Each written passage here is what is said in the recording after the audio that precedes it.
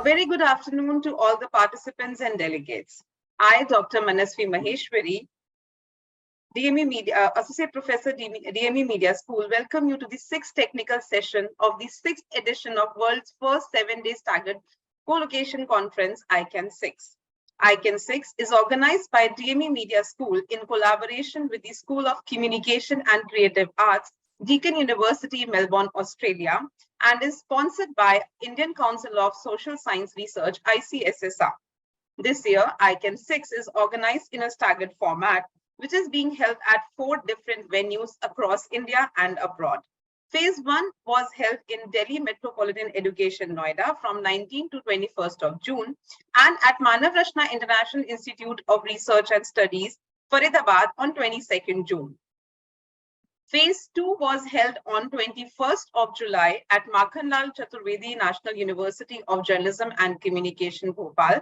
And Phase 3, which we are starting today with this technical session, will culminate at Daffodil International University, Bangladesh on 5th-6th August 2023.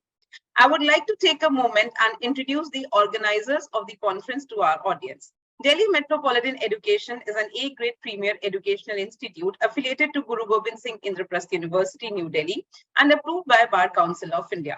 DME Media School is one of the most promising media institute in the country. It offers BA in journalism and mass communication. It is recognized as a school focused on growth of its faculty and students through academic and co-curricular activities. ICAN6 has come up with the theme Identity, Culture, and Agenda-Driven Newscast with the hashtag Cultural Identity for Diversity. ICAN6 has support of more than 21 partners. The conference is sponsored by ICSSR. Conference partner are IAMCR Gen Section, GMEC, Global Media Education Council. Knowledge partners are Manavrashna International Institute of Research and Studies, Faridabad, Makhanlal Chaturvedi National University of Journalism and Communication, Bhopal, Adamas University, Kolkata, Institute of Applied Medicine and Research, IMR, Ghaziabad, Keshav Suri Foundation.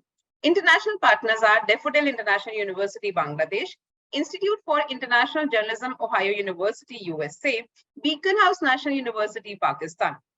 Media partners are The Policy Times, Jai Hind Times, Quick News, News 44. ICAN6 is powered by Asian Media and Cultural Studies Network, Australia, Australia-India Film Practitioners and Researchers Network, Australia, SPARC, Student Council of DME Media School, RIM, Research Center of DME Media School, Richmond Fellowship Society, India, Delhi branch. Since 2018, DME Media School has been organizing this international conference, ICAN. The themes for the previous editions were ICAN 1, India and Changing Aspects of News, Indian Cinema and Alternate Networks, ICAN 2, Issues of Community Agenda and News, ICAN 3, Information Communication and Artificial Network, ICAN 4, Inclusivity, Convergence and Alternative Negotiations, ICAN 5, and ICAN 6, Identity, Culture and Agenda-Driven Newscast. Now, I request Dr. Susmita Bala, Professor and Head DME Media School, Chief Associate Convener of ICAN6, to give her opening remarks. Thank you, Dr. Maheshwari. Good afternoon, everyone. It is my pleasure to welcome you all to this 6th technical session of ICAN on the theme of women empowerment and digital technology, social media, education, and promotional content. We have seen more than 150 presentations in ICAN6, and scholars have presented their research on varied topics. In this session also, we will witness work of young scholars. I'm sure your work will give new dimensions to the area of study. It is important to realize potential of technology and utilize it for welfare and development purpose. I'm sure that session will be interesting to attend. I welcome Dr. Monisha Kajri to spare time for chairing this session. Thank you. Thank you, ma'am. I'm happy to share that Journalism at DME is the official newsletter of DME Media School. This fortnightly publication covers all the major activities happening in and out of the campus. It is a student-centric newsletter carried out entirely by them under the supervision of faculty members. DME TV is our official YouTube channel where you can find the playlist related to all the sessions, lecture series, film festival, and conferences. For more information, follow us on our social media handles and YouTube channel DME TV. Today, we all are here for the technical session on the topic Women Empowerment and Digital Technology, Social Media Education and Promotional Content. This session will be chaired by Dr. Munisa Kadri and co-chaired by Dr. Pramod Kumar Pandey, Associate Professor, DME Media School. I would like to introduce our chair to all of you. Dr. Manisha Kadri is a PhD in Media Education and former Head of Journalism and Mass Communication at Islamic University of Science and Technology, IUST, Kashmir. Her interest includes films, gender, media with perspective from cross-sectional areas. Her paper on films and religion has been in the Queen Mary University of London and Virginia Commonwealth University syllabi. She had collaborated with Columbia Law School Clinic for a project on education. She is a review editor of Frontier in Digital Health. She has also been awarded prestigious fellowship in leadership like Copenhagen Fellowship, Florida International University in 2021. Commonwealth Professional Fellowship in 2019, Bridge Institute of UK, Kalinga Fellowship on Human Trafficking and Gender Violence in 2021 and 2017 respectively, and IGSSS Media Fellowship in 2012 and 13. She is a mentor with Commonwealth Scholarship Commission UK and with the Emerging Scholars Network program of ICAN6. She had delivered lectures at various international forums and conferences and has been a guest faculty at institutes like NIFT India, Academic Panjagunin Bhasa University, Technology Malaysia, Indian Institute of Mass Communication, and delivered lectures at Institute of Hotel Management, Central Universities of Jharkhand, Jammu Kashmir, etc. Jammu University, Adamaz University, Amity, DME. She is an editorial board member of few journals and member of Board of Studies in Sage University, KU, Tuster University. She is the Joint Secretary of Public Relations Society of India, JK chapter, and an executive body member of Global Media Education Council. Having over 15 years of industry and academic experience, she has been university's first media advisor to VC, establishing PR and Media Center, and heads social media. She is a founder officer in charge of international affairs at the university. We welcome you, ma'am, and thank you so much for sparing time with us. Now, I hand over this session to our co-chair, Dr. Pramod Kumar Pandey, and he can start presentations. Over to you, sir. Thank you very much, Manasvi ma'am. Welcome, Munisa Kadri ma'am. I think we can start with our first presentation, and the first presentation is by Ms. Garima Jain on the topic abusive language on over-the-top platforms, a critical challenge. So over to you, Garima ma'am. I would also like to request all the paper presenters that please stick to the timelines that are already provided to you, and any question if there will be that can be asked in between, and Munisa ma'am will provide her inputs at the end of the session. So she would be giving remarks at the end of the session. Okay, thank you. We can start now. Thank you so much, Pramod sir. And before I start, I want to thank DME for this opportunity. And thank you so much, Munisa ma'am, for providing your input to us. Thank you. So my topic, as sir said, is abusive language on over-the-top platform, critical challenge. We all know that from COVID time, OTT platform has gained a lot of audience. And is it because of the accessibility, easy reach, and cheaper as compared to cinema? So OTT platform provides a various kind of content, be it regional or national or stories, web series, and for various age groups as well. But unfortunately, when I see the background, not just as a viewer, but if I see it as a parent also, I find the content available on OTT platform not very, not very comfortable for my child to watch it. And to study it more, my objective was to see how much these profane language and explicitive language was used in these Indian web series. So my methodology is content analysis. It's a qualitative study, and secondary data was used. What I did was that IMDb, since these OTT platforms, they don't have any, any channel which says that, okay, this is on top spot, on this is on, any ratings or anything. So I used IMDb हाल ही में उन्होंने अपना एक top 50 web series का एक list निकाला है in June, and I studied all those web series, उनका content कैसा था एंड किस बेसिस पे उन्हें जो यूए सर्टिफिकेट है वो दिया गया, कैसी लैंग्वेज यूज की गई, इस चीज को मैंने स्टडी किया. And before I come to what I found, I just want to say these are the kind of abuses that are generally used when it comes to language. Be it profanity ho gaya, hate speech, harassment, name calling, gaslighting, threats and intimidation, body shaming, victim blaming. You'll see once I move forward that something or the other of these will be found in these web series. As you can see it on the screen, these are some of the screenshots from the web series that I had the opportunity to watch, and I feel very sad that this kind of content that we are showing to our young audience, this is not what India is, and this is not what I don't think so that youngsters want to see. Each and every dialogue had such words which it's very difficult for a common person to say in a normal life. And while I was doing the research and while I was doing the review of literature, I found out certain reasons why these languages are used. I'll come to it once I share my data here. So this is what I found when I was reviewing these. So these are the top 10 popular series of 2023, and Fuzzy, The Night Manager, Rana Naidu. Now, all these 10 series are adult series.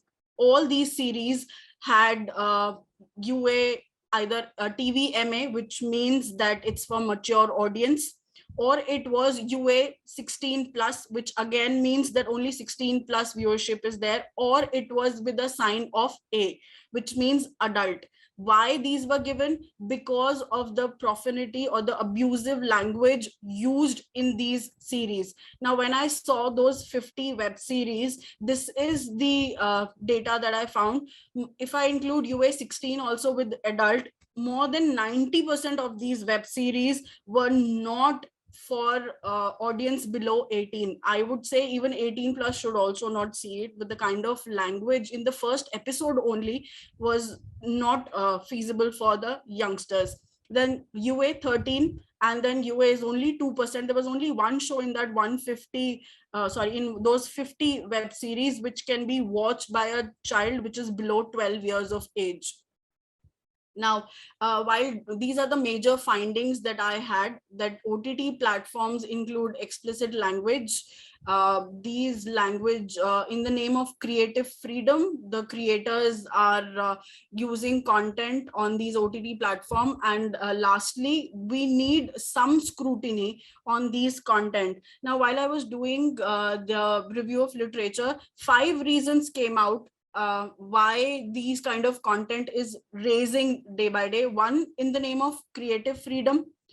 2, to connect with the audience. They feel that the youngsters of India, they need this kind of language. 3rd is the competition. Since Netflix, Prime, or Hotstar, or maybe the new in the league is Geo Cinema and MX Player, they all are bringing content. So, to be on top of the list, they are using anything and everything to be on the top. And then it's, to show the cultural context.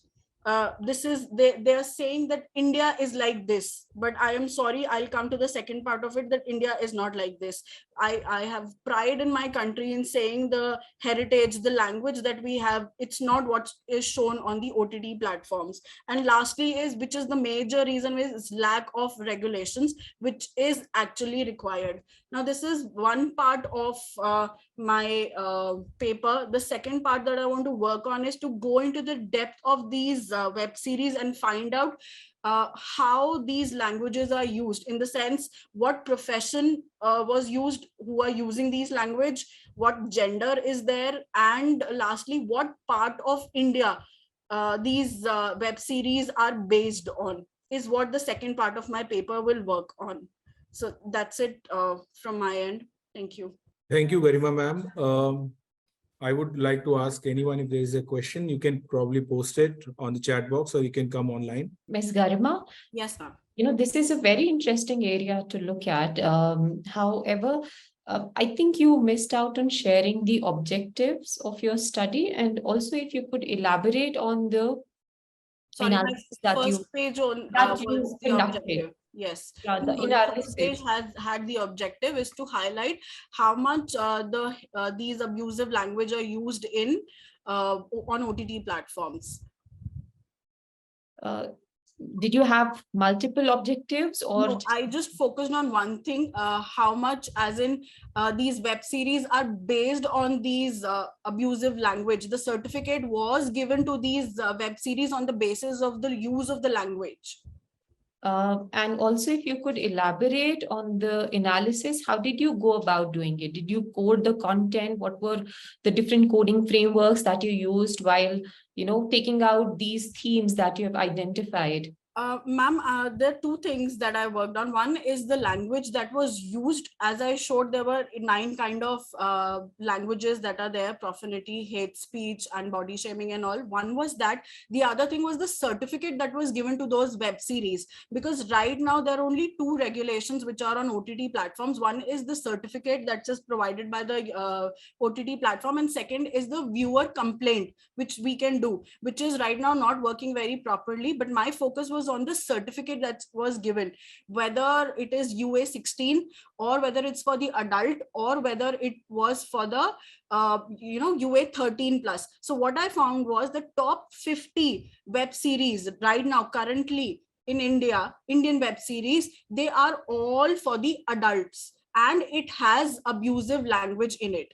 So what you could do is maybe look at the theoretical premise as well. When we conduct research, we base it on some foundation that theories provide us with. They kind of, add more weightage or add Correct. more that consolidation to the study that we are conducting. And also we can link that with the analysis that we are doing later on. Okay. One more observation that I have is that in a study like this, this is a very subjective area. Correct. Particularly because it deals with morality. Morality in itself is a very wide canvas. And we generally, because we are researchers, we tend to maybe at times brush the entire canvas with how we feel about a situation.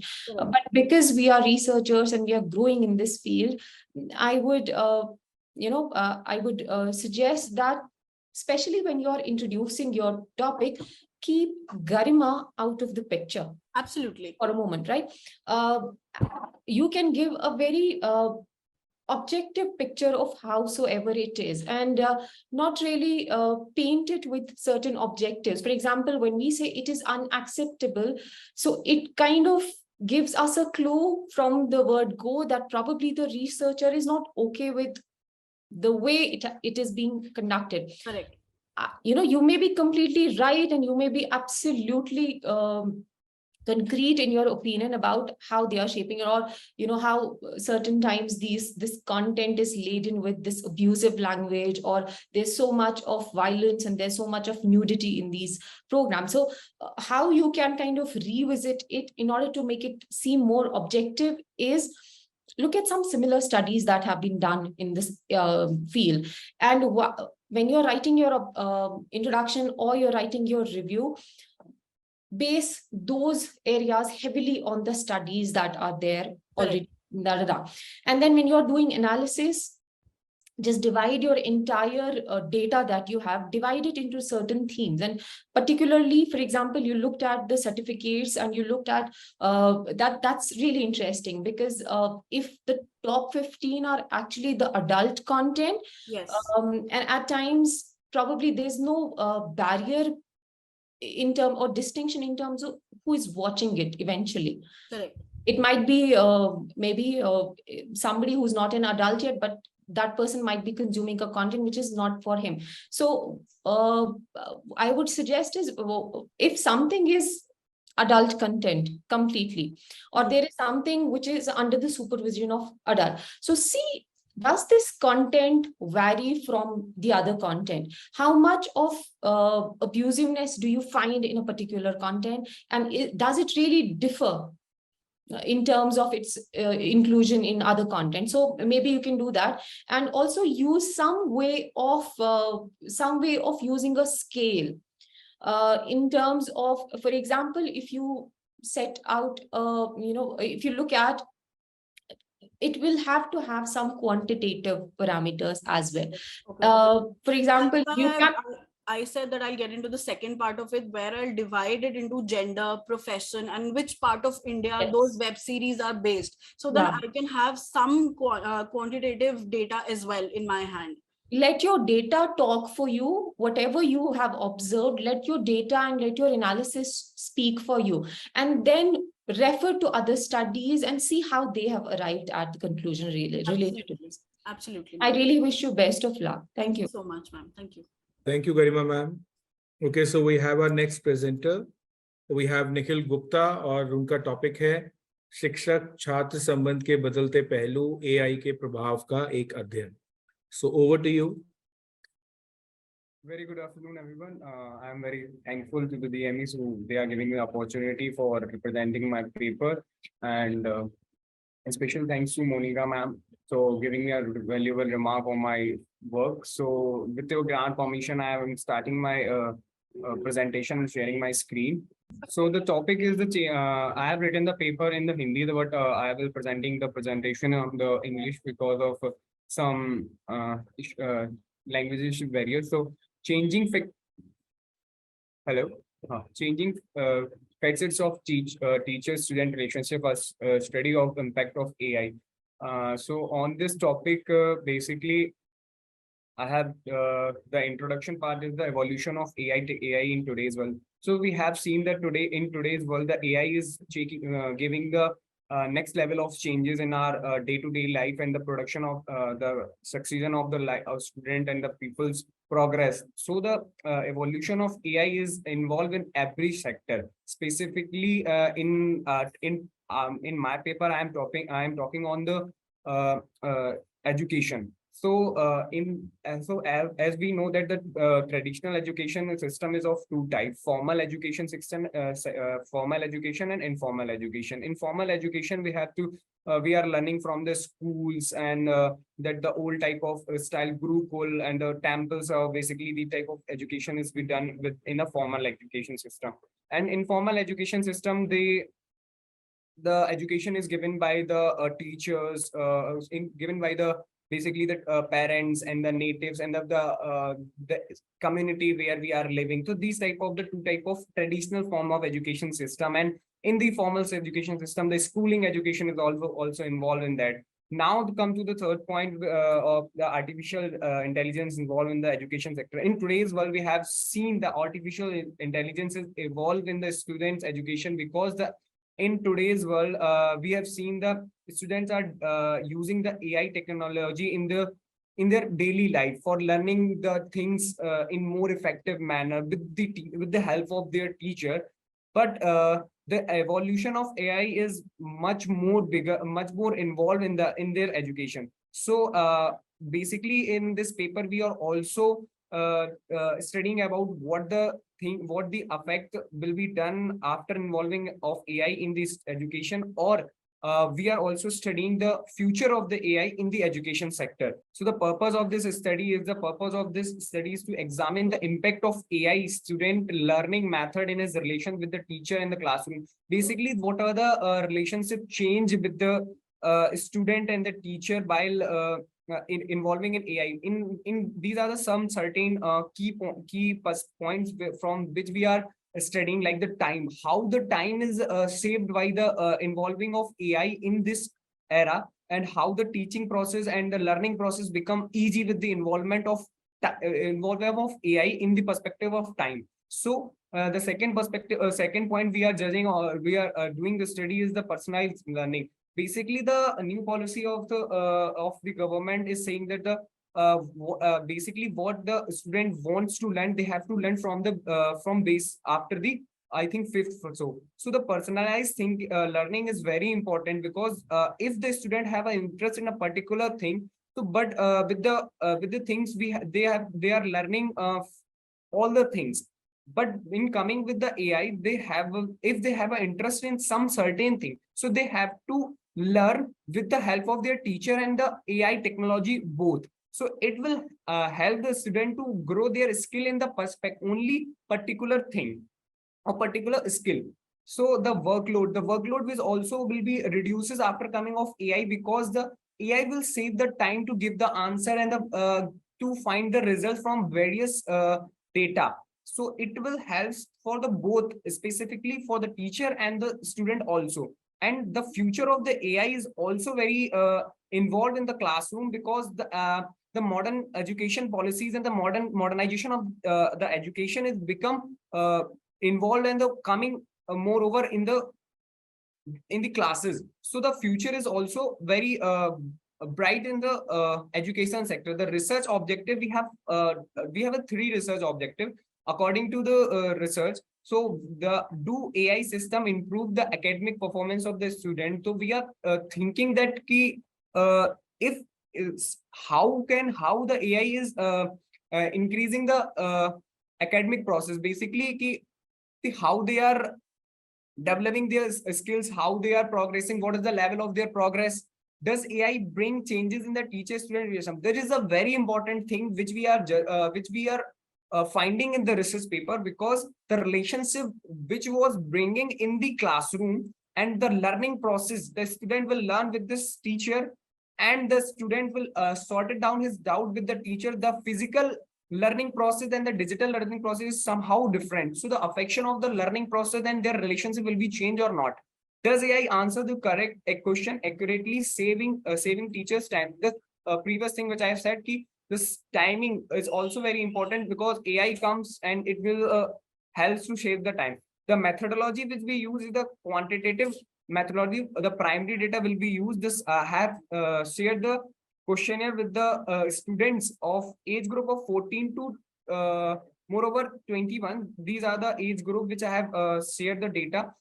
They have shared the data with me. The 53 students of different colleges and university across the India have filled the form, and we have the questions in the questionnaire like demographic, introductory, and the main question. The main age group basically we have find is 21, and the purpose of AI they are using basically the education. Moreover, people are also using the AI in another sector like the entertainment or infotainment. Basically, in today's era, we have seen the so many people are doing the work that like the designing work and the fun work with the AI. So, but we find that in education sector, the AI is most or more used. And then we find that is the AI is adding benefits in the education. So the also people will say, moreover they are agree, more than 40% will agree with that. Yes, AI will adding some more benefits in the education system. Then the involvement of AI in the classroom, the teachership relationship, the pupils are thinking somehow they are thinking maybe or may not the relationship will affect. It is a very important point which we are studying in this research paper, the affection of teacher-student relationship. So people are thinking they are maybe or may not the relationship will affect. And the workload will also reduce. This is the major thing, because as AI is came, the time saving is more added. Now in the last we find that what is the future of AI?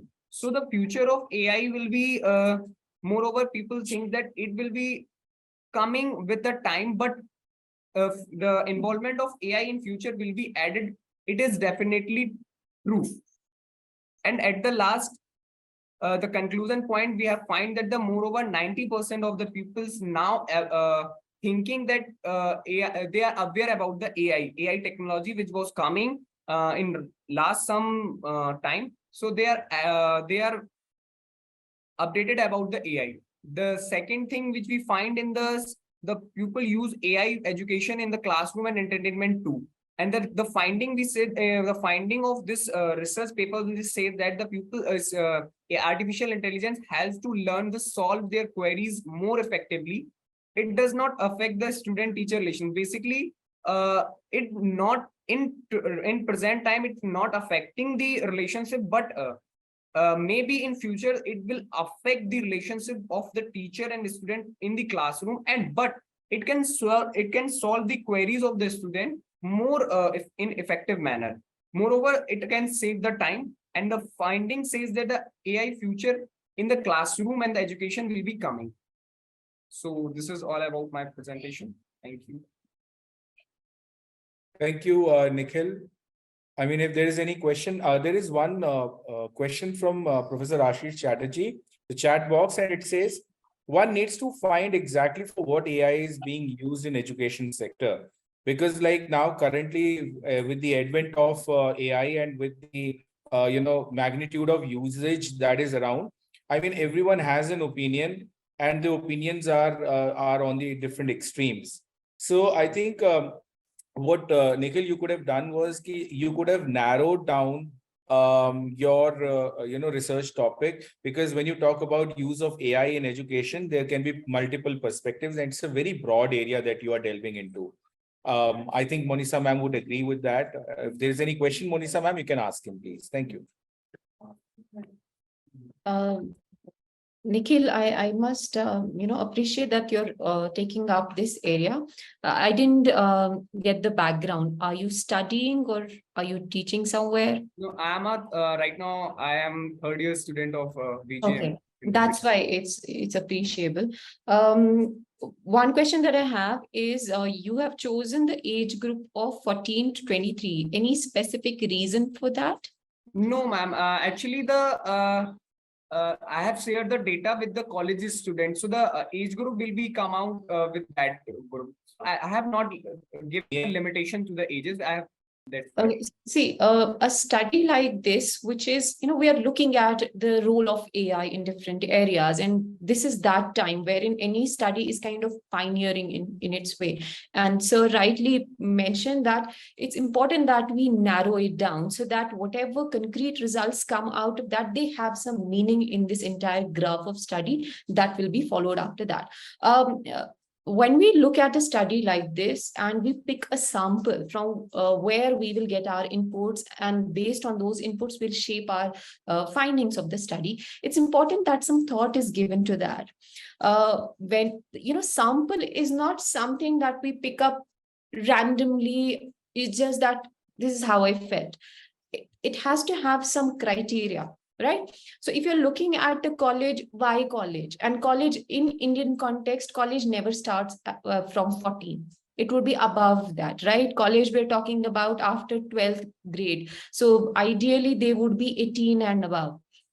And that's the adult bracket of, age group. So, and 23, why stop there? If you're looking at college students, then maybe title your study accordingly with reference to college students or with reference to university students. That's one. And second, did you introduce the topic by letting them know if they understand what AI is? Was there an introductory session that you had with them and you asked them if they knew about AI and which tools they're using? We have given the question, are you know about what is AI? So they are giving the answer. Moreover, I have given the reply. Moreover, 90% of the people aware about the AI. Okay. Okay. And then did you talk to them about the tools that they are using, different AI tools, or maybe few? No. Because see, if you are saying that they are using AI is plethora of technology. AI, even in academics, or even when we are looking at the issue of plagiarism, or we're looking at the issue of ChatGPT, for example, producing content for research, and that's an ethical issue, and it's a huge issue that we are facing right now. Even then, there are so many tools which are being used. So what tool are we looking at? If they're saying that, yes, they're satisfied with AI's intervention in education, which tool are they talking about, right? So maybe you can include a reference to what exactly are they using and where from are their responses coming in. Another thing is that, again, in any study, in any research area, you have to look at the theoretical framework that is existing in this context. And in your area, the human computer interaction is an area that you can be looking at, so that you have some way of basing your study theoretically. And AI's role in different human entanglements like education is definitely established already. So you can look at that. Also, maybe you can refer to the ethical considerations that they have. A question that I have is that you mentioned that how is it changing? Is there a change in the relationship, teacher-student relationship, because of AI? What relationship are we talking about here? And in a relationship scenario, you have two sides to it. So how did you measure that? It's okay if you don't have the all the data right now to answer this, but this is just a question that you need to look at in your study. All right, best of luck. So much, ma'am, for this. Thank you very much, Nikhil Gupta. Thank you very much, Monisa ma'am. We have the next presenter. Next presenter is Shiksha, and the topic of the presentation is role of OHO Radio Uttarakhand in preserving and promoting Uttarakhand's culture, a case study. Hello, everyone. Thank you for giving me this opportunity. So the topic is the role of OHO Radio Uttarakhand in promoting and preserving Uttarakhandi culture. So this study highlights that how this platform is preserving and promoting the cultural heritage of Uttarakhand. And in this study, I'm going to analyze the platform. First, if I talk about Uttarakhand, it is a very culturally rich and diverse state in North India, but there is a lack of medium, especially a medium that communicate to the people outside the Uttarakhand. And due to like lack of this medium, many news or many happenings which happens in Uttarakhand can't reach to the right people, or they don't have the source. So this platform has emerged as a platform for preserving and promoting its culture. Also, it provides the news of the Uttarakhandi people to the people connected to the Uttarakhand but living outside. If I talk about the platform, it is set up on 2021 on February by RJ Kavya, who is this app is Uttarakhand's first app-based digital radio station. And according to the organization, the idea behind the initiative is to reach pan-Uttarakhand and change how entertainment and information are reaching every individual. It says that OHO focuses on bringing in infotainment, education, and the digital radio revolution.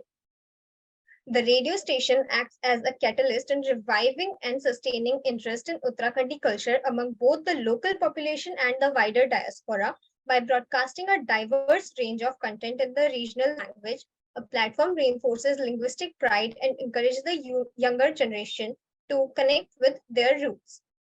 If I talk about my research methodology, I performed a qualitative research based on content analysis and platform analysis, where I analyzed the platform for certain period of time to observe the type of content they provide to their listener.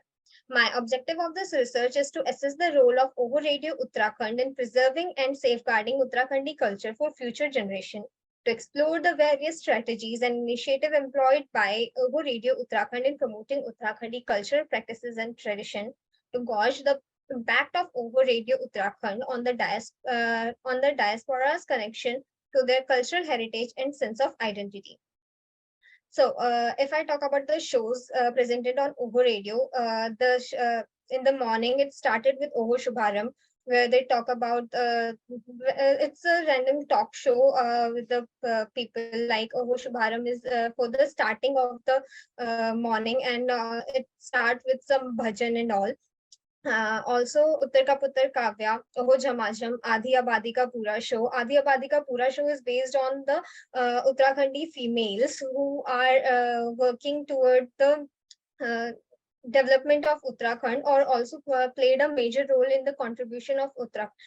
Zindagi Zindabad, Khoya Khoya Chand, Gata Rahe Mera Dil, Oho Hasgulle, Seedhe Pahar Se. Oho Hasgulle is a platform, the OHO Radio given to a YouTuber that his name is Pawan Pahari. And with this, they are connecting the youth. They are connecting the youth and making the platform more fun, as the word infotainment is used. If I talk about the shows that plays major role in promoting and preserving the culture, Uttar Ka Puttar Kavya show. This show is hosted by RJ Kavya himself, scheduled at Monday to Saturday, 7 a.m. to 11 a.m.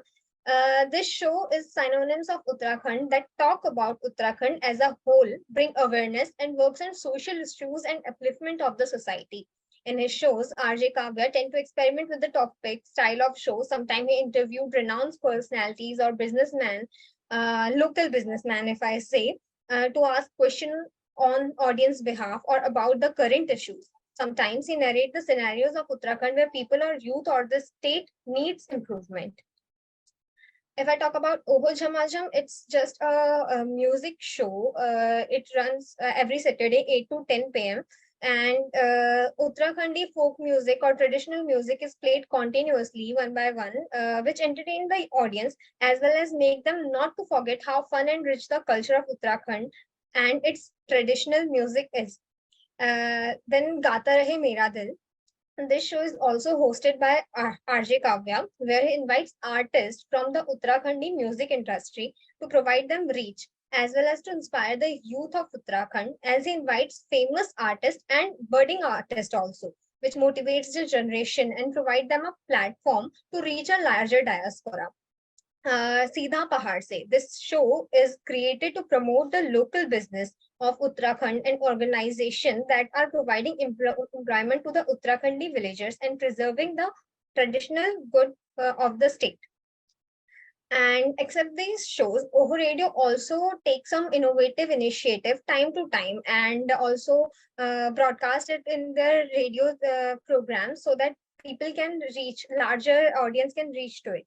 So if I talk about those initiatives, the one is Hil Ki Baat Yuva Samvad, where they hold an event outside the studio and invite inspiring personalities to talk directly with the local audience, especially the youth. The recent program, they invited the CM and Pushkar Singh Dhami, and the students, school students and college students talk with him and ask their queries and concerns. The second initiative is Hill Yatra, where RJ Kavya visited remote but exquisite or delicate place of all 13 districts of Uttarakhand and described the real beauty of Uttarakhand rather than the tourist spot. He explored the right spots which need to be explored or need to be employed. He also focused on the traditional folk dance, culture, and cuisine. He presented connect those parts of Uttarakhand which are so beautiful but yet undiscovered by the outer public. Also, with this, he highlighted the issue of migration from the villages and westernization in the youth. The last initiative, not the last, but yes, the which has a greater impact, Oho Umang Utsav, where they invite artists and celebrate the art forms of Uttarakhand. They invite poets, they invite musicians, dancers, and other artists also. If I talk about the findings in this research, Oho Radio Uttarakhand has played a major role in preserving the culture by featuring a diverse range of programs focused on traditional music, folk tales, local cultural events. This consistent effort has contributed to the revival and visibility of lesser-known cultural elements. Through strategic and partnerships with local artists, cultural experts, and organizations, Oho Radio has been successful in promoting traditional art forms and cultural practices. The radio station engagement with the Uttarakhandi diaspora through interactive shows, interviews, and listener contribution has helped the bridge gap between individuals and their cultural roots. Oho Radio Uttarakhand emphasizes on promoting community-led initiative and project has empowered the local community. Also, Oho Radio Uttarakhand has made a difference by providing a platform for local business to promote themselves and connect with the customer by hosting a program or giving them a platform to advertise the small business and showcase the product services to a wider audience. In the conclusion, radio station effort to collaborate with the local artist and cultural expert have not only preserved fading cultural elements, but also revitalized interest in them. Through interactive programs, OVO Radio Uttarakhand has allowed the diaspora to actively engage with their culture and uphold the identity with the pride. If I talk about the listenership of Uttarakhand, it is the report from ANI, where they said that more than 2 million of listeners are there on monthly basis. And it also states that the OVO Radio Uttarakhand is working towards becoming the best radio channel featuring the local artist. So thanks. Okay, thank you very much, Shiksha. It was a very nice presentation, a very comprehensive one. I think as a case study, it was taken up very nicely. But, when you say that it has been contributing to the expansion or preserving of the culture of Uttarakhand, I think there has to be, I mean, how did you establish this thing, this claim that, this radio station has been preserving the culture? What you talked about is primarily the content, the kind of content that the radio has been sharing. But did you have any kind of an interaction with the listeners of this particular radio program? What they feel about it, what their perception is? I mean, if you can touch upon those aspects, I think you are doing justice with the topic wherein you're talking about making a claim about this radio station preserving the culture of Uttarakhand. Okay, so first of all, I'm working on this on the second part of this research as a new research where I'll focus on the impact of OVO Radio Uttarakhand, where I'll take survey and it will be a quantitative research. Also, if you say that how I justify this, that it is preserving the culture. So I am also a part of the Uttarakhandi community and being connected to all the people and getting like, I haven't ever seen a platform which connects the outsider public, not only in India, but also it also broadcasted all over the world. So they hosted programs, and then the people from outside the world also contribute. Outside the India also contribute in the program. They give their feedbacks. Also, throughout the radio programs, there'll be there are breaks where people provide their feedback, and they also recite poem, or they connect with the RJ. So I heard those things. I heard that their feedback, and I reached to this analysis that yes, this platform is really promoting and preserving the culture. Fine, thank you. Ma'am, if there is a question you can ask, or probably you can give the remarks later on. Whatever, if you want to reserve it for the last, you can do that. About the impact, unless we actually study the subject or study the sample we're talking about when it comes to impact, that yes, they have been impacted. We cannot really say that unless we have studied them and collected their responses. So how would you say that it might be looking at the content, it might be talking about the culture and all, which is great, but role is slightly wider, and a lot of parameters and a lot of methodological interventions go when we have to prove that role, and the role could be positive, it could be negative as you find it. The strategies probably that you need to add more, because we're looking at the content, we're looking at the different genres of program that they are producing. And also in one of the program example, you mentioned how, the interactivity or how it was fun or something. So those could be the strategies, but you need to list them out in your findings, because your second objective is based on that. Your third objective is really important, the diaspora connection, because I think this would be one of the first or one of the few studies around these community, around these radio stations, which is looking at establishing those connections, or the nature of those connections that these radio stations are able to revive. How did you do that? Actually, ma'am, this is the only study right now in this segment, the digital local radio. So I don't have much for the reference, and I started it as an initiative to analyze the platform. Also, this platform is not that old.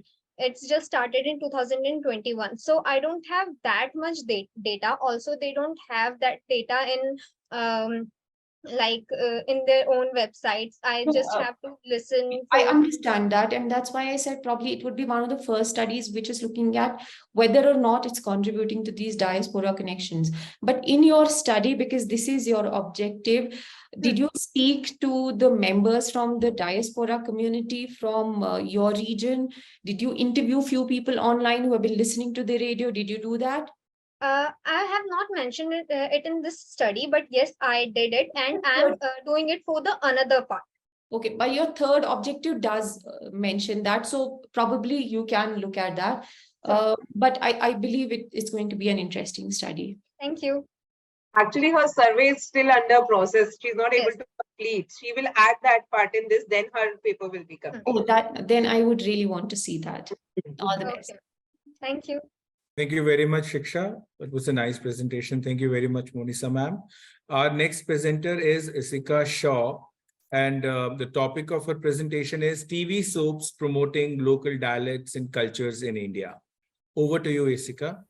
Greetings everyone, myself is Isika Shaw and I'm a third year student of DME Media School, and I'm here to present my research paper on the topic TV soaps promoting local dialects and culture in India. So, these are the content, and the introduction of my research paper is like TV soap have a significant impact on cultural values and beliefs.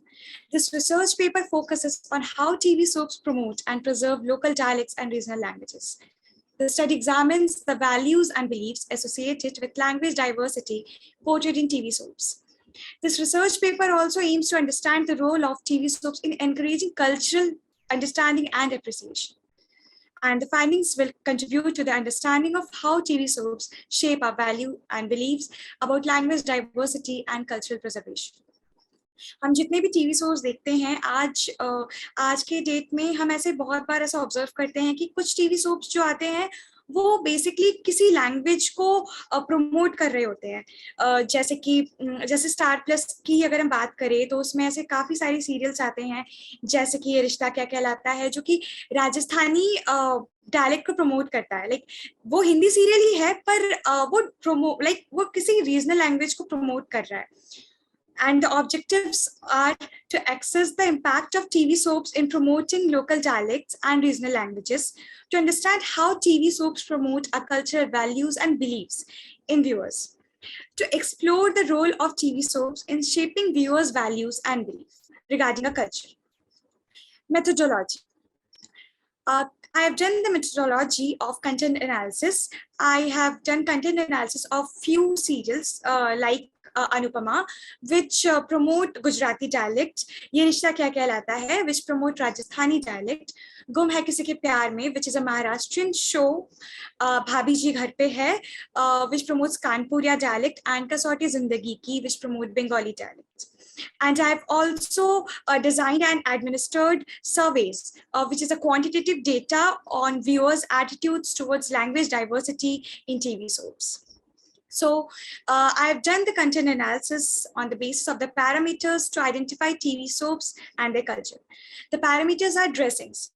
Like we see whenever हम जब भी कोई serial देखते हैं तो if we are watching Bengali serial तो हम उसमें ज़्यादातर देखते हैं कि उसके जो वहाँ की जो ladies है they are wearing Bengali style sari or they are wearing cotton sari or the print, and the males are wearing kurta and dhoti, which depict जो दिखाता है वो ये दर्शाता है कि Bengali culture में लोग कैसे पहनते हैं. When we talk about culture, so culture is portrayed how we behave, conduct, type of family structure, etc. and values. So culture दिखाता है कि like how they are, मतलब वहाँ पे कितने लोग हैं, वहाँ पे वो family कैसी है, और वहाँ पे पूजा होता है, वो सुबह पूजा करते हैं, कैसे करते हैं, and all.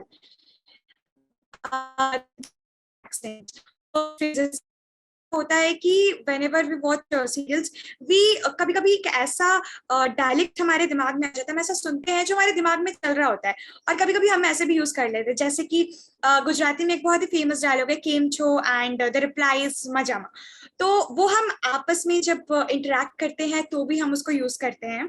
तो ये कैसे हमारे दिमाग में चल रहा होता है, ये सारे डायलेक्ट और accent.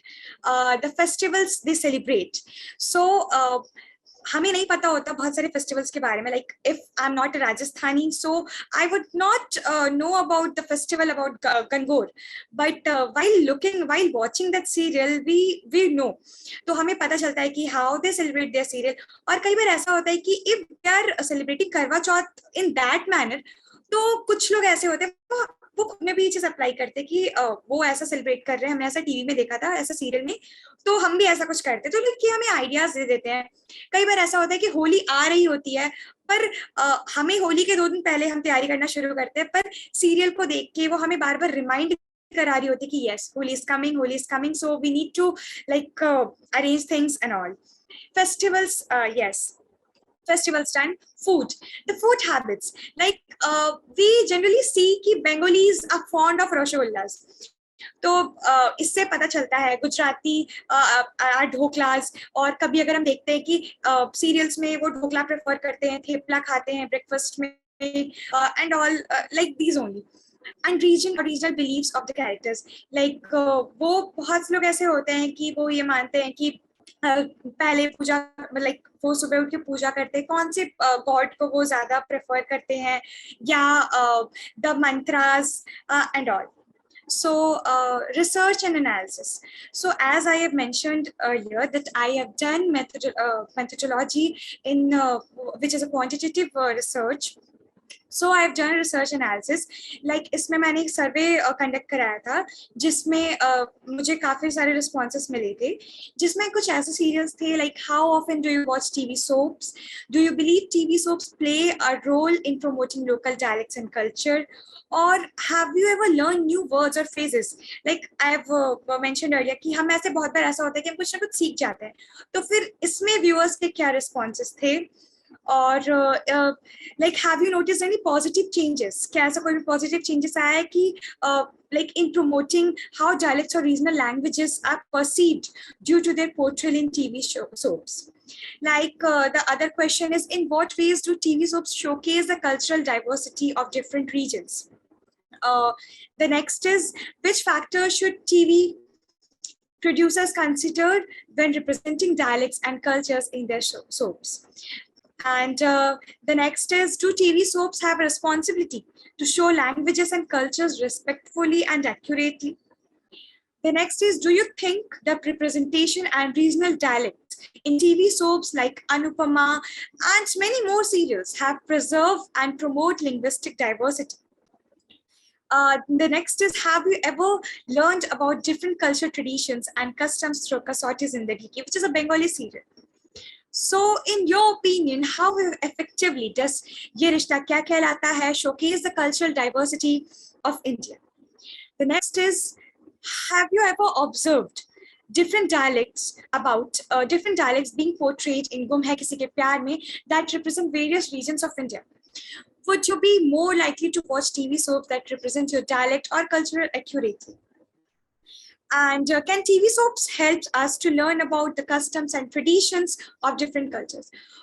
What can TV soaps teach us about different languages and cultures? So these were my questions, which I have mentioned in my survey, and I have got the results, and which are like, you can see in my screen, like how often do you watch TV soaps? And the analysis was the majority of respondents watch TV soaps either on a daily basis or several times a week. So the next question is, do you believe TV soaps play a role in promoting? So the answer is, a large proportion of respondents agree that TV soaps like plays an important role in promoting. Have you ever learned new words or phrases? Yes, absolutely. Like I've already said, the majority of respondents also learn new words or phrases from TV soaps. And the next question is, have you ever noticed any positive changes? The majority said that observed positive changes in the perception of dialects and regional languages due to the portrayal in TV soaps. So in what ways do TV soaps showcase the cultural diversity in regions? TV soaps showcase cultural diversity through different various means, including the portrayal characters from different regions, highlighting regional festivals को highlight करते हैं, traditions, costume, their dance, their regional musics, their way of greetings. Like whenever the Gujarati or the Gujarati, like they meet, they always greet like Jai Shri Krishna, Jai Jinendra, and these are the dialects. These are the greetings which they greet each other. So these results provide insights into viewers' perceptions and experiences regarding the promotion of local dialects and regional languages through TV soaps. The survey highlights the role of TV soaps in shaping attitudes, educating viewers, and encouraging cultural appreciation.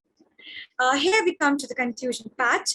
So TV soaps have a significant, ma'am, can you please bring in that conclusion? Thank you, ma'am. So here we got to know that TV soaps have a significant impact in promoting local dialects and regional languages. The soaps help viewers understand about various cultures, system, family values, and traditions. They shape viewers' values and beliefs regarding diversity. They contribute to cultural understanding and appreciation.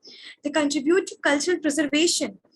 आज की date में वो जो हमारी culture है वो कहीं ना कहीं विलुप्त होती जा रही है, पर टीवी सोप्स कहीं ना कहीं एक और रोल ये प्ले करता है कि वो पुरानी चीजों को वापस से खींच के ला रहा है and create a more inclusive society.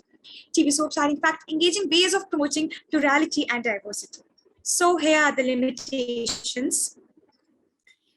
Okay, the findings may only apply to certain TV shows and cultures, not all of them, only that shows which represent. Relying on viewers' opinions might introduce personal biases and not show the whole picture. The analysis of TV show content might not cover all aspects due to limited time and resources. The research did not compare enough TV shows or different regions. So, thank you. Okay, thank you very much, Esika. Like what your topic was centered around dialect. And dialect is a very specific area of culture. You know, even if you want to talk about culture, dialect, but your, findings and all the build-up that was there around your topic before coming to the results, it was covering almost every aspect of culture. Okay, so that made your topic and your presentation a little mismatch. I mean, if you can just remove the dialect aspect and if you can just talk about the culture in totality, I think your presentation would have done justice, more justice. I'm not saying that it was bad, it was good, but it would have been more pinpointed. We have a final presentation for the day. We have Sajal Mishra, and the topic of our presentation is Social Media Promoting Cross-Cultural Communication, a case study of Cultures Exchange Organization. Over to you, Sajal. Thank you, sir. Good afternoon, everyone. Really glad to present my presentation here. Okay, so the topic is the social media promoting cross-cultural communication, and this is a case study of an organization named as Cultures. I have chosen this organization because many of us always have a thought and thinking about to interact with people of different countries, but there are always limitations that hits up. So this place is like a paradise for those people who have limitations and have desire to meet people from all around the world. Talking about the organization, these are the USP of the organization, that this gives you 8 weeks of, this is the 8 weeks program where each week has a different group and different kind of theme is there, that is based on food, non-verbal communication, dance, music, costume, festivals, and many more. And the eligibility criteria is so lenient that 13 to 19 years of people can come and access this. And you have to have a learning device, a camera, microphone, and a high-speed internet. So this is the Instagram handle of that organization, where they post all the activities performed by the people, and when they are onboarding the new participants, they also post the welcome post. So they are just promoting and building the confidence of their alumni and all the participants. So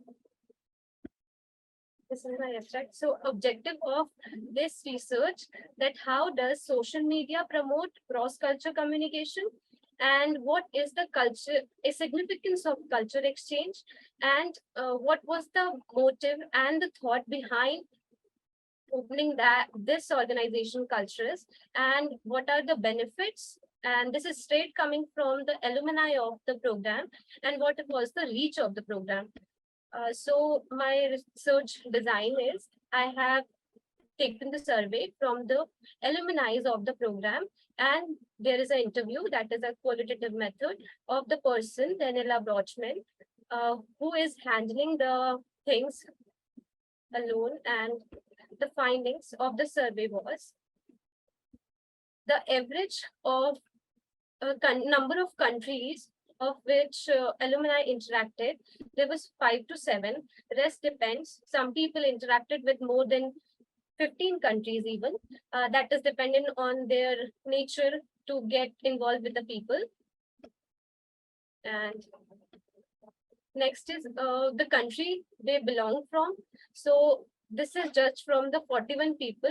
Total number of alumni is 241. So maximum people who filled my form was from India, that is 8, and rest just depend. And my question was how they come to know about this organization. So 36 is the number where their family and friends recommended that, and 24% where they got to know about it from social media, because that was the thing, how cross-culture communication is affected by the social media. So even if they are just getting the notification or just influenced by the family member, they have only got to know about it through social media, because they have done digital marketing about the program. Because when we are surfing or just scrolling our Instagram or Facebook, even I got to know about this program from Instagram only. Like, I am the alumni of this particular organization, so that's why I chose to study this. And this is the response from the people who reacted, like how significant the culture exchange is in their opinion. And these are the benefits of joining cultures straight from the alumni. Firstly, the very prominent thing was alumni group we are having, because we are sharing all the opportunities, learnings, and different things in that group. And there are many, like, people get to know about themselves because in that program, when we join and interact with different people, we are just getting to know about our culture, because we have to present everything what we do. And we just tend to talk about our favorite food and how it is made, how significant your social beliefs are, how significant the things are, and the reason behind that, because they're always curious, like why we do it. There are Indian culture. There is the thing in Indian culture that women puts on bindi on their forehead, and we put tika also, that is from chandan or anything else. So we have to present why this is we are doing, what is the scientific reason behind that. And this is a short introduction about the person who was handling who is handling the whole organization. And the most interesting thing about is, she is again from touched the different cultures. She has born in Germany, and she has lived her life in US and married to a Indian individual who's a South Indian. So the role of media, I have already told about, like how they are getting benefit, how the alumni are getting benefit from it, and the role of social media and cross-culture communication, according to the person whom I interviewed, that young people are just saturated with the social media and technology. So everything is happening in the online space rather than the physical space. And the very first thing is, the limitations are very much there. And I talked about they are having desires, and also this help in so much of research studies and the learnings of life. So she's providing that. And coming to the reach of the program, that it has completed 9 quarterly programs since 2021, and the participants from 46 countries came into play, and they have exchanged the dialects and their learnings and their culture. And this is the data from the organization, which she has collected from the feedback from she floats after the end of the program. So in the conclusion, that we got to know about social media played a significant role in reaching out the interested participants, and this posting of participants' assignment on social media builds the confidence amongst them. And we have WhatsApp community feature that binds all the people from all around the world to share their learnings opportunity, and this is giving teenagers a really nice exposure to get to learn. And the aim of the organization was to provide everything without cost of any penny, so that is fulfilling by the. Thank you very much, Sajal. It was a nice presentation, and sorry that I had to intervene because of the paucity of time. It was nonetheless a good presentation. I would like to hand over to Monisa ma'am to conclude the entire presentation. I don't have any question for Sajal right now. Thank you. Yeah, Ms. Mishra, when we look at such studies, it is nice that you have, kind of touched on very important area of research right now, which is cross-cultural communication.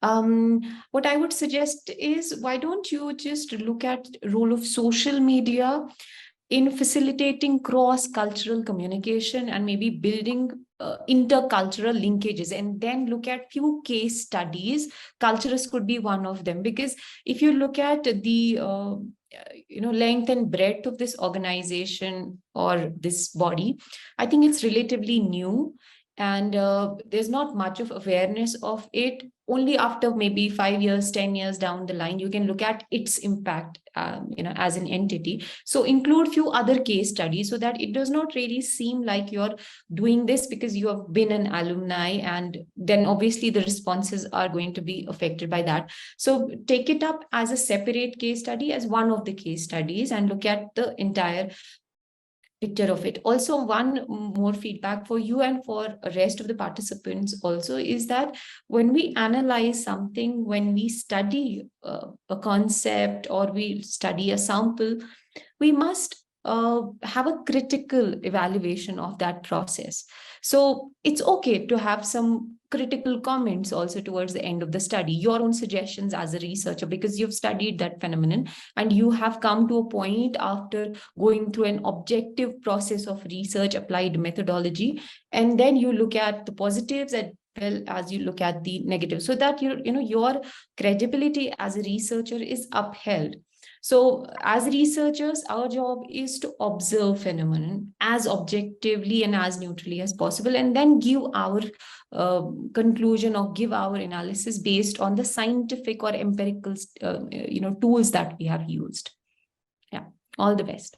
Thank you. I'll take this.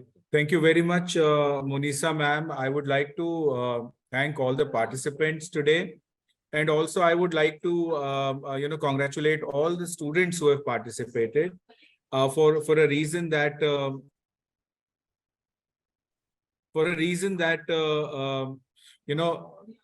for undergraduate students to be presenting their research topics with such confidence and going through that entire research experience is something that is going to shape them into some serious researchers in the times to come.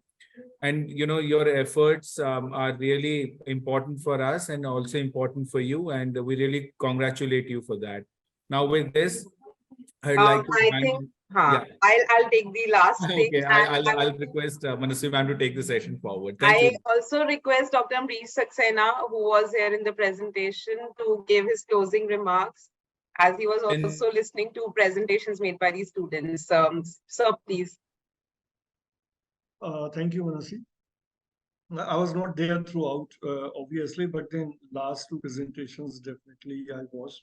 I was listening to, and I was completely in agreement with what Dr. Monisha said. There's a lot more is to be done by these young researchers. The seeds have been there, fine, but then the objectivity and the critical evaluation, that is something which is, in fact, research is all about this, that you have to have a critical approach in whatever you are doing. That element of objectivity has to be there if you are part of something, and if you're all have all appreciation for whatever is being done, then one side is completely missing in the whole thing. So that approach has to be there. But then, nevertheless, the presentations which were made by these students and also one teacher among them, they were good attempts. But I mean, taking a holistic view, we believe that in the years to come, and then when they will be having their master's program or having their PhDs and all. So if that kind of orientation has been built, then at least the track has been set and they will follow it. Overall, whatever papers are there in ICAN this year, comparatively more number of papers are there for the simple reason that more number of institutions are involved in the active participation. And since we are having sessions in different institutions, so more and more responses are coming from those institutions, particularly if I can refer to Makanlal Chaturvedi University. So the teachers and the PhD scholars and the masters students there, they presented their paper, they submitted their paper in large numbers in Bhopal. Then we are concluding this year's ICAN in Daffodil University, Dhaka. So there also, not only the teachers of Daffodil University, but other universities in Dhaka, they have also submitted their papers. So taking that in view, obviously it appears to be an exercise which is more worthwhile. And I believe since every year, since we do this exercise, we publish all the papers in books. So there have to be more number of books this year, accommodating all the papers. And I'm also thankful to Dr. Monisha to be with us because these two sessions were planned at a very, very later stage. This was initially not in the plan, but then finally when we discovered that there are a number of researchers and paper presenters who wanted to make their presentations, but that was not possible in the first and the second phase, and the final phase will happen in Daffodil University, and after that obviously the conference will be formally over. So that is how we decided to have these two sessions today. And Dr. Monisha was kind enough to spare time to chair this session. So I'm thankful to you. I'm thankful to all the people who are there in this session and becoming participant in the whole exercise, the whole discourse. That's what that was happening for more than 1.5 hours. Thank you all. Thank you so much, sir. Thank you so much. With this, we come to the conclusion of the session. We concluded today from the online technical session 6. And I would also like to thank Dr. Monisha for her valuable time and sharing her inputs with the scholars. I extend my gratitude to the management and leadership team of DME. Heartfelt thanks to Dr. Saxena for his guidance, Dr. Shushmita Bala for giving us direction and support at every stage. Special thanks to the faculty members and staff of Media School for executing all the session. I would also like to thank the production and technical team for providing the support. Special thanks to the newsletter and media coordination, social media team for the coverage of the event. I would also like to thank designing team and for their creative support. Special thanks to our conference partner, knowledge partners, international partners, and media partners. The recording of all the sessions of ICAN6 can be accessed through our official YouTube channel, DME TV. And you can also follow us on our social media handles, ICAN pages and DME page. Today, we have another last online technical session lined up at 7 p.m. on the theme Facets of Journalism and Impact of AI, Fake News, Fact Check, News Portals, and Citizen Journalism. So thank you so much for joining. We'll see you today in the evening. Thank you.